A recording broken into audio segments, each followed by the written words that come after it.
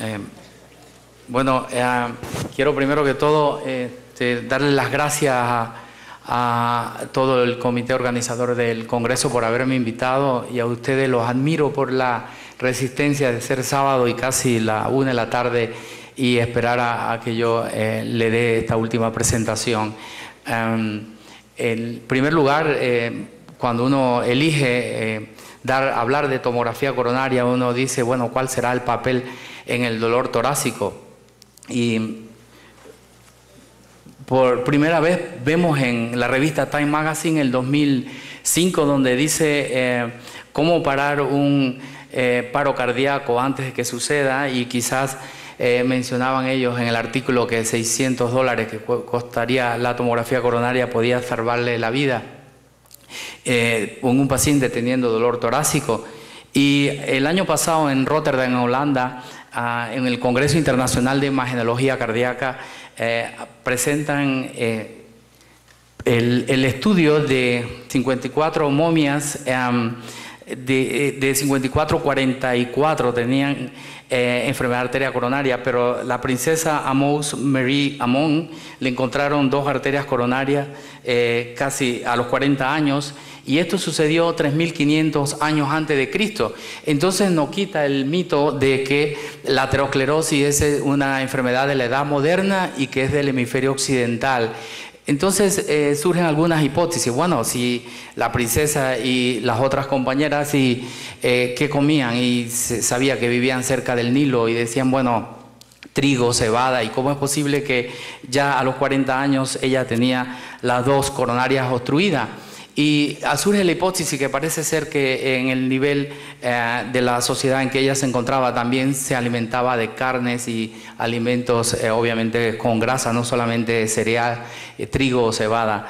Y esto es lo que dicta la pauta de cómo a través de un estudio que haciendo una tomografía podemos detectar realmente lo que el doctor Efraín Gómez hablaba en el inicio de la mañana de lo que es la placa vulnerable.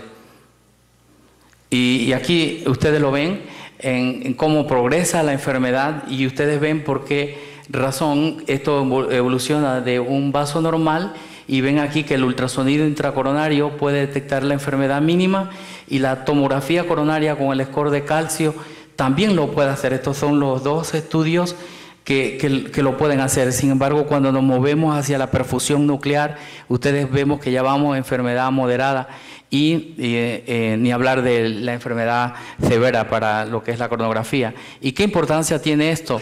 Bueno, aquí precisamente lo que se habla de el periodo vulnerable para detectar enfermedad mínima o enfermedad moderada.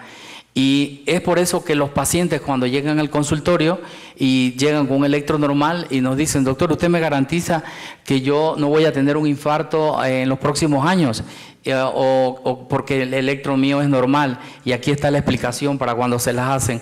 El electro detecta cuando la placa tiene un 70%, y ustedes ven cuando la placa, que nos hablaron en la mañana, tiene un 20%, ultrasonido intracoronaria. Y si ustedes recuerdan, una de las conclusiones del Circulation 2012, que fue la bibliografía que se usó, las placas que se infartan están entre 25 a 50%. Y si eso es así, entonces habría que tener un ultrasonido intracoronario. El eco, lo toma entre 60 a 70%. Y aquí podemos ver nosotros que en pacientes de alta probabilidad, por ejemplo, cuando tienen 60, 69 años de edad y tienen angina típica, la probabilidad de que yo haga el hallazgo diagnóstico es el 94% para pacientes que tienen angina típica. Sin embargo, cuando no es una angina o que es una angina atípica, sin embargo, esa posibilidad baja según este estudio. Igual sucede en esta presentación, en este slide, la posibilidad para angina típica entre 60 y 69 años de edad es de 90 a 90%, y cuando es hombre o mujer y tiene 30 a 39 años, esa posibilidad desciende. Y esto es lo que hacemos en la tomografía coronaria. Esto es bien importante saberlo. Si usualmente yo voy a hacerle un estudio de tomografía a un paciente con dolor en el pecho, y yo tengo que estar aquí en esta fase entre 70, en 65, 70, 75 y 80, en estas 4 fases.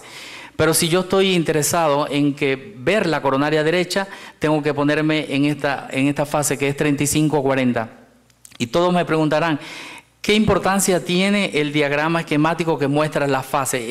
¿Por qué no es más sencillo coger de 20 a 90 y yo cubro todo? Bueno, este es uno de los pasos más importantes para reducir la máxima radioactividad al paciente que yo le voy a dar. Cuando yo escojo solamente las fases a este nivel, 65, 70, 75, 80, yo nada más le doy 5 milisieverts de radiación al paciente. Y si ustedes recuerdan, el estudio de Thallium 201 da alrededor de 15 milisieverts. O sea que yo estoy obteniendo menos radioactividad a medida que yo regulo las fases para hacer el estudio. Eso es muy importante. Acá ustedes ven esta placa importante que hay. Todos vemos que esta es la coronaria izquierda, aquí está el tronco, acá está saliendo la circunfleja, y miren prácticamente el peñasco de calcio que tiene esto aquí, y obviamente está ubicado en la salida en la descendente anterior, desde su segmento prácticamente proximal, involucrando los ramos diagonales también. Y este es una relación que se hace y que aparece en el JAK de un paciente normal. Este paciente tenía 47 años de edad. Acá el siguiente paciente, arriba de 50 años, que tiene una placa, y ustedes ven aquí apenas el calcio que hay. Sin embargo, y él tenía un disconfort torácico, una molestia torácica crescendo, y este paciente de 60 años que tiene disnea progresiva y dolor torácico atípico, y tiene una placa mixta significativa. Mixta significa que hay placa blanda y placa con calcio a este nivel. Entonces, para los que están interesados en hacer tomografía, que es muy sencillo, los pacientes usualmente se le toma un electro para saber que están en ritmo sinusal. Se utilizan, lo que uno quiere es que el paciente se ubique entre 60 a 65 latidos por minuto para que pueda tomar la imagen el tomógrafo a este nivel de 60 a 65 latidos por minuto. Y todos preguntarán, ¿cómo se logra eso? Lo que más utilizamos nosotros en el centro es metoprolol 5 miligramos, y el paciente está en una frecuencia de arriba de 70, 75, 80. Y podemos ir a una dosis máxima 40 miligramos. Si pasamos 40 miligramos, utilizamos diltiazem intravenoso, pero en este medicamento hay que tener cuidado con la presión arterial. Y le damos 2 nitroglicerina sublingual al paciente. Una estrategia es que se le da 10 cc de salina y se diluye mucho más rápido, casi en 1 o 2 minutos, la nitroglicerina. Estas son las recomendaciones que tenemos que hacerle. Usualmente se canaliza al paciente con una aguja 18, se le hace una práctica para que el paciente tenga que tener una apnea de 10 segundos para que el tomógrafo pueda tomar las imágenes, y esto es lo más importante. El protocolo que tenemos para preparación, el que más utilizamos, es este que está aquí. Se le da 100 miligramos en el día anterior al examen y 50 miligramos justo en la mañana cuando se va a hacer el estudio. Si no conseguimos esa frecuencia, le damos metoprolol intravenoso y con eso lo logramos. Si el paciente es alérgico al yodo, existen 2 protocolos. El que más utilizamos es este prednisona 40 miligramos cada 6 horas y difenhidramina 25 miligramos cada 6 horas, y cimetidina también cada 6 horas. Se le da la recomendación que el paciente debe llegar con un familiar para manejar. Y estas son las nuevas aplicaciones que hay para la tomografía. Ustedes ven, para diagnóstico en pacientes estables con enfermedad coronaria, evaluación pronóstica en pacientes que se sospecha enfermedad del corazón, lo que estamos hablando, dolor torácico, Se utiliza en evaluación preparatoria para cirugía no cardíaca, en pacientes trasplantados cardíacos también. Se sabe que los pacientes que se trasplantan desarrollan lo que se llama una aterosclerosis rápidamente progresiva, puede tener una indicación, y esta es bien importante para pacientes que tienen cirugía bypass, nos permite reconstruir de una manera tridimensional los puentes y logramos también estimar la función ventricular izquierda. Para lo que hacemos intervencionismo y queremos ver estenosis intrastent, el stent tiene que medir más de 3 milímetros. Si el stent mide menos de 3, la tomografía no nos sirve, no nos ayuda. Tiene que medir el stent más de 3. Y estas son luego de 13 estudios que se han hecho para determinar la sensibilidad. Miren ustedes, para el tronco de la coronaria izquierda la sensibilidad 100%, la especificidad 99%, y en la descendente anterior 93% con una especificidad 95%, la circunfleja 88% con 95%, y la derecha un poco más difícil verla, pero tiene una especificidad del 96%, o sea que para los vasos primarios logramos reconstruir las imágenes tridimensionales. Estos son los diferentes estudios que han demostrado la utilidad, el COR64 de la tomografía coronaria, el PROMIS, y esto es el término que utilizamos para cuando existen placas de baja densidad, que son placas calcificadas o suaves, y cuando son placas de densidad alta, que son placas duras. Esto por diferentes estudios que se han hecho. Cuando se compara con el cateterismo, el valor predictivo negativo para detectar obstrucción de más del 50% en enfermedad coronaria es de 90 a 100% diferentes estudios en Europa. El valor predictivo positivo contra el cateterismo para mayor obstrucción del 50%, ahí es más bajo, 65-90%. Siempre ha habido una discusión de por qué mandamos una tomografía en vez de un estudio de medicina nuclear, como un estudio de perfusión con tendencio 99. Bueno, aquí está la respuesta. Ambos estudios son complementarios y no deberían considerarse que uno inhabilita el otro o compiten. ¿Por qué? Porque el estudio de perfusión nos ve función y el estudio de la tomografía nos ve anatomía, nos permite caracterizar el lumen y la caracterización de la placa. O sea que ambos estudios se pueden complementar. Y ustedes ven aquí en esto utilizando tomógrafos de 16 y 14 y 64 cortes. El 64 cortes significa que una vez que gira el tubo en 360 grados, toma 64 imágenes simultáneamente, y por eso esto ha ido avanzando, y hay ya en Johns Hopkins hay hasta de 256 cortes que toman la imagen en un solo latido cardíaco. Este es el valor, la especificidad en diferentes autores con diferentes genes, pero aquí lo más importante es ver que todo está por arriba del 95%, y como hemos hablado en estas conferencias, lo que uno quiere con un estudio es ver esto. El valor predictivo negativo significa que de cada 100 pacientes, si me sale negativo el estudio, yo los envío a casa y me puede regresar. Si yo tengo 99, 1, si tengo 96, me pueden regresar con la enfermedad, y ustedes ven que prácticamente van arriba del 98, 99% el valor predictivo negativo. Eso es la importancia de saber esto siempre en un estudio. ¿Cuál es mi valor predictivo negativo? Y ahora hay un tema, siempre dicen, bueno, pero ¿qué cantidad de medio contraste se va a utilizar? Porque es un problema el medio contraste. Yo les puedo decir que, y es probable que ustedes tengan en mente esta pregunta, bueno, si el paciente está en cuarta urgencia y tiene un dolor torácico, y está bien, tú puedes descartar enfermedad coronaria, pero ¿qué pasa con el embolismo pulmonar? ¿Y qué pasa con la disección aórtica? Eso se puede hacer, eso es lo que llaman el triple rule out, el triple descarte de esas 3 patologías que amenazan la vida. Y pueden creer ustedes que esas 3 patologías se descartan con la tomografía, con solo 105 mililitros de contraste. Van a ver la aorta, van a ver el tronco de la pulmonar y van a ver las coronarias. Y aquí dice que es un predictor independiente de nefropatía inducida por medio contraste cuando vamos arriba de 150 mililitros.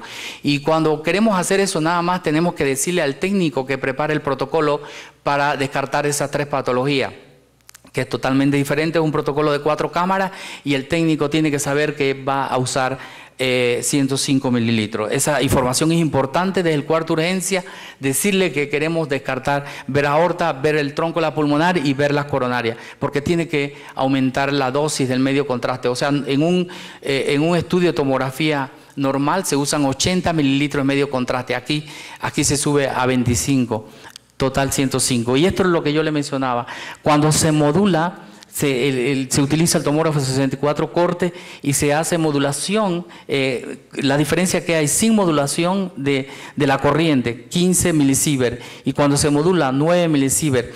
Eso es lo que yo voy a ver, el rango de rotación del tubo, y le pongo a la máquina un rango mínimo y un rango máximo, y el tomógrafo lo que hace es rápidamente controla el menor nivel de radioactividad para el paciente, y es por eso que hay esa diferencia comparado con otros estudios. Y aquí estos son los nuevos potenciales que se pueden usar mediante la tomografía. Como ven, caracterización de la placa, se puede ya estar evaluando viabilidad, perfusión, que es algo bien importante. De igual forma, es importante en la tomografía ver la placa, el análisis de la placa, el lumen, y esto que es importante, detección preclínica temprana de la enfermedad coronaria. Y en cuanto a la caracterización, nosotros lo que hacemos es que se utilizan las unidades Hounsfield. Si tiene 60 unidades Hounsfield sobre la placa, obviamente es una placa rica en lípidos, y si tiene más de 120, cuantificamos que estamos ante un componente de placa fibrótica. Y en este estudio, el estudio MESA, vemos que el score de calcio es un predictor subsecuente para enfermedad cardiovascular comparado con el engrosamiento de la íntima media de la carótida, que es el predictor que utilizan para todos los estudios buscando disminución de placa en la enfermedad aterosclerótica. Y aquí el estudio, obviamente que cuando se compara las aplicaciones con el SPECT y el score de calcio, que yo le he mencionado que no, ellos no, obviamente no compiten. Y el doctor Aganson en el score de calcio, cuando un paciente tiene más de 400 el score de calcio, se aumenta la frecuencia de enfermedad coronaria, y esto demostrado también por estudios de medicina nuclear. En cuanto a esto, si yo tengo un score de calcio en 0, la presencia de aterosclerosis es altamente improbable. Esto es uno de los aspectos más importantes y quizás para llevarse a casa. Igual forma, cuando el score es mucho más alto de calcio, cuando hablamos de 300, 400, ahí la posibilidad de la enfermedad coronaria es mayor, y lo van a ver ahora. Esto es lo que le hablaba de hacer el triple descarte, y esto es un estudio, el ROMICAT, donde se estudiaron casi 32.000 pacientes en el departamento de urgencia con tomografía, y lo que se lograba ver de ese grupo de pacientes, prácticamente 5% ellos no habían tenido cambio en el manejo del que se había programado, 21% se habían agregado otros estudios adicionales. Y este es un estudio en el cual se utiliza la tomografía para ver resultados en cuarta urgencia. 263 pacientes, 131 se presentaron con un score de calcio. Un paciente solo con calcio 0 hizo dolor torácico después del seguimiento, y el valor predictivo negativo 99% a largo, en un seguimiento de 30 días, 5 años, y no hubo eventos cardíacos, o sea que es alto. Este es un caso que les traigo de un paciente de 76 años de edad, que el paciente, miren ustedes acá, presenta molestia torácica luego de haber tenido un accidente automovilístico. Él decía que el dolor en el pecho era porque el cinturón que llevaba en el pecho le había ocasionado, y había estado un mes con esta molestia torácica. El electro normal, la prueba de esfuerzo normal, él estaba con una fracción de eyección normal y está en una clase funcional clase 1. El score de calcio, como vieron, casi 1200. Este es el electrocardiograma de él. Si acaso trastorno de repolarización aquí en la pared inferior. Y este es la tomografía que le hicimos, ustedes ven esto cómo está lleno de calcio. Y si es bien cierto, nos permite encontrar enfermedad coronaria. Ahora hay una aplicación que los japoneses han estado haciendo, que es para pacientes que tienen lesiones crónicas, les mandan la tomografía. Esto nos permite a nosotros, los intervencionistas, planear la estrategia antes de entrar al intervencionismo. No solamente el haber encontrado que este paciente tenía. Aquí es otra imagen en la descendente anterior, el componente de calcio que había. Aquí en la circunfleja también teníamos calcio. Y esta es otra imagen de esa. Y en la derecha ustedes ven la densidad que tiene aquí, que es altísimo. O sea, estábamos con un paciente de arriba de 75 años de edad, electro normal, prueba de esfuerzo normal, el eco normal, y estamos teniendo el paciente con enfermedad trivascular severa. Y le hicimos el cateterismo, lo llevamos a la sala hemodinámica y esto es lo que vemos. Ustedes ven, aquí está la lesión importante que hay aquí. Ustedes ven que la placa inicia desde acá. Y una observación que quiero que hagan aquí, que es lo que nosotros llamamos en la geografía el IBUS del pobre. Y siempre cuando estaba en entrenamiento en España me decían, Temi, ¿y eso cómo es el IBUS del pobre? Que hay muchos hospitales en el mundo, no solamente en América Latina, que no tienen IBUS. Pero si ustedes ven, cuando pasa el medio contraste, aquí se dibuja la arteria como si fuera en una arteria llena de calcio. Y en esta imagen, aquí lo pueden ver, igual cómo se dibuja, cómo está toda la arteria llena de calcio. Este es lo que este paciente tenía, una placa mixta aquí. ¿Y qué sucedía con las otras arterias?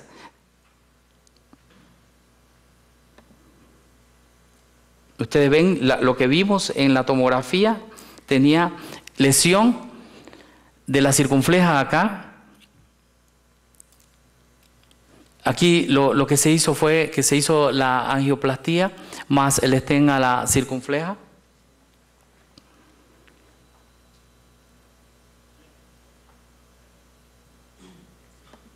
Este es el de la lesión que había en la coronaria derecha,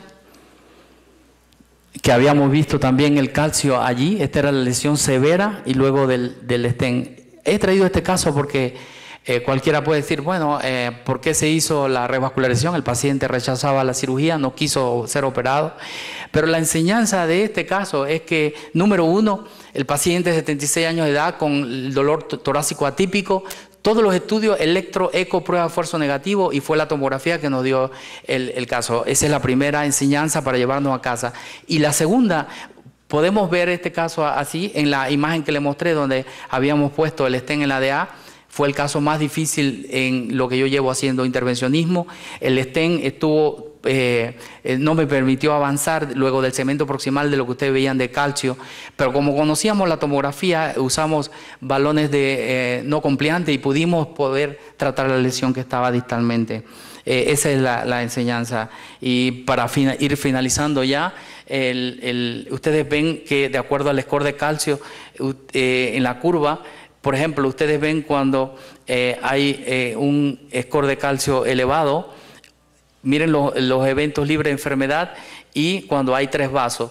Sin embargo, cuando está normal, ¿a dónde están los eventos libres de enfermedad? Prácticamente por debajo de 2 y acá 20%. Es altísimo. Este es un estudio publicado en JACC en el 2008.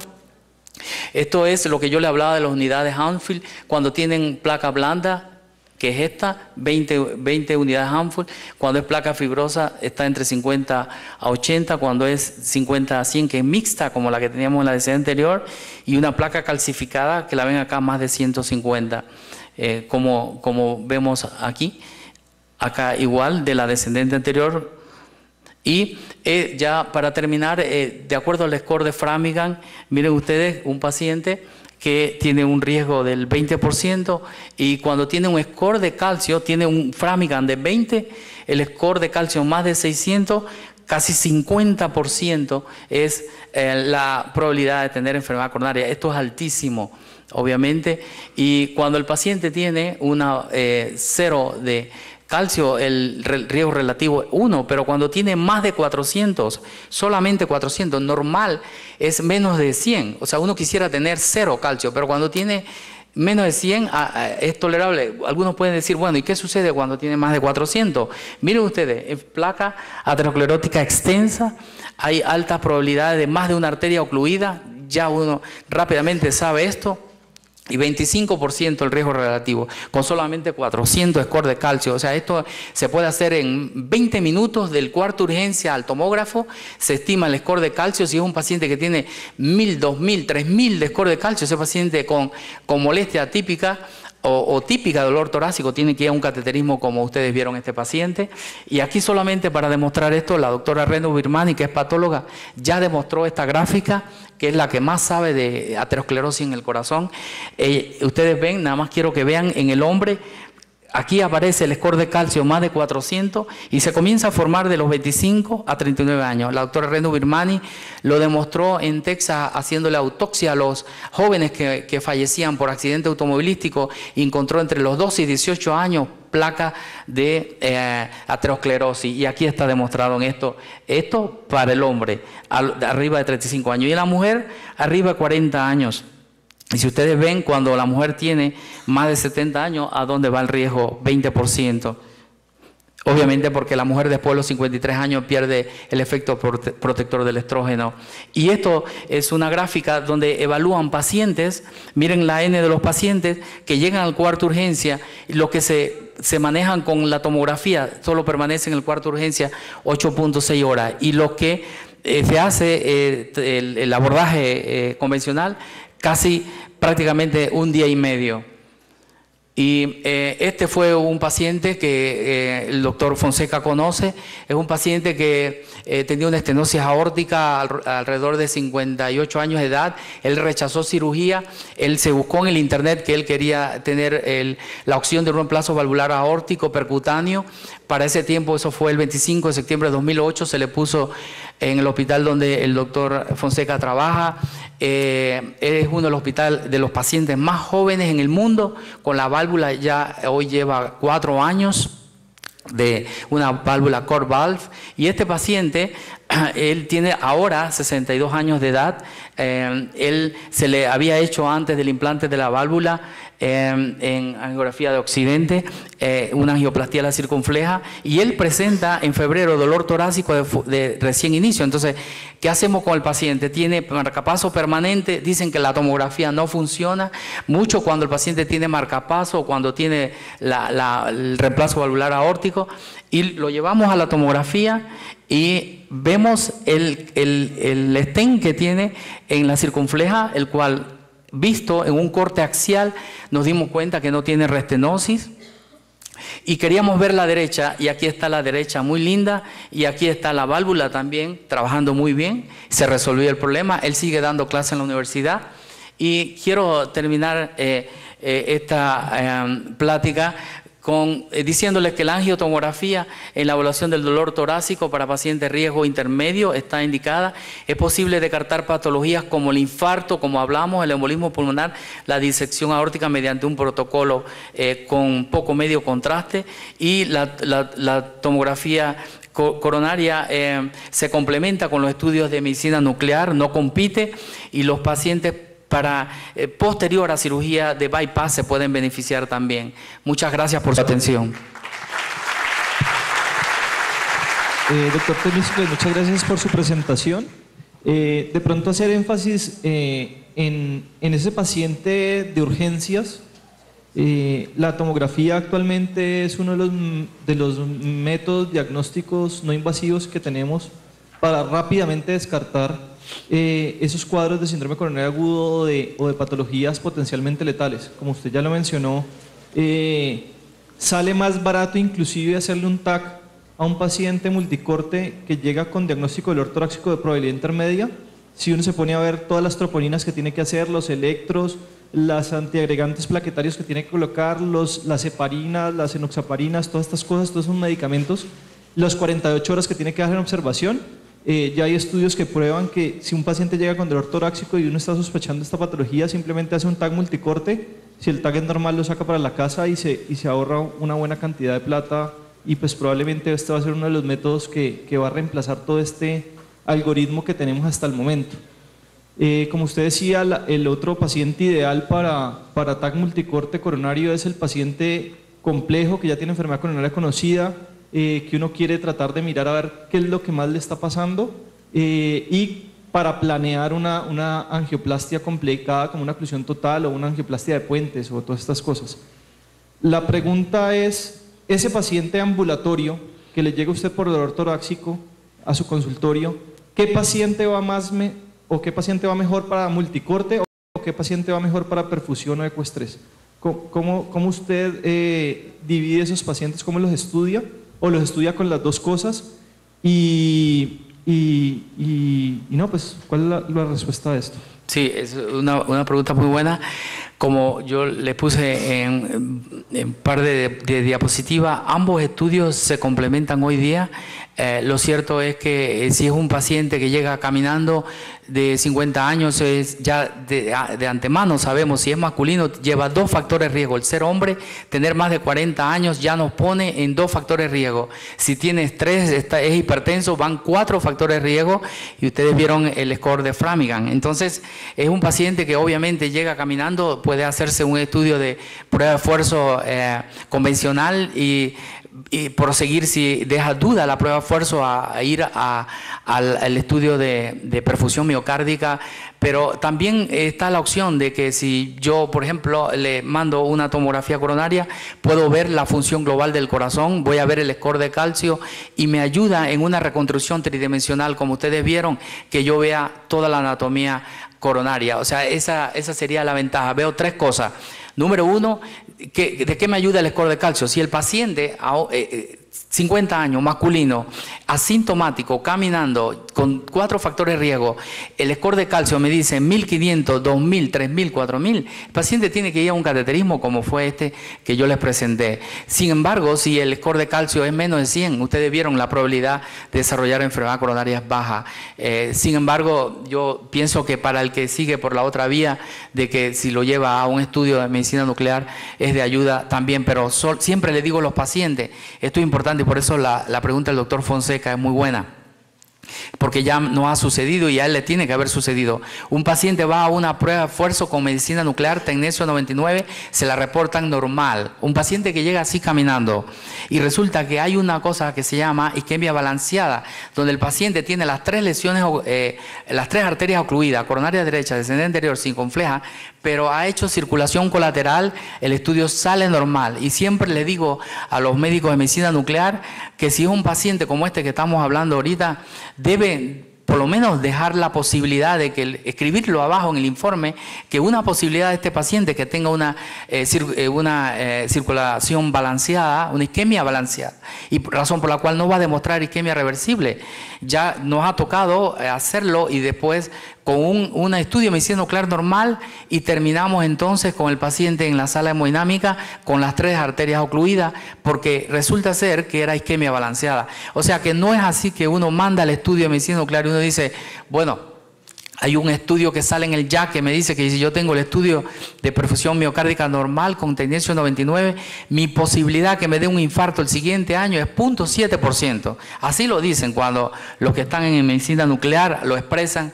0.7% es mi posibilidad que yo desarrolle un infarto al siguiente año luego de tener un estudio de perfusión miocárdica. Pero también lo otro, recordar la isquemia balanceada. Si yo sigo sospechando que el paciente tiene enfermedad aterosclerótica, yo no debo parar allí. Muy buena tu pregunta.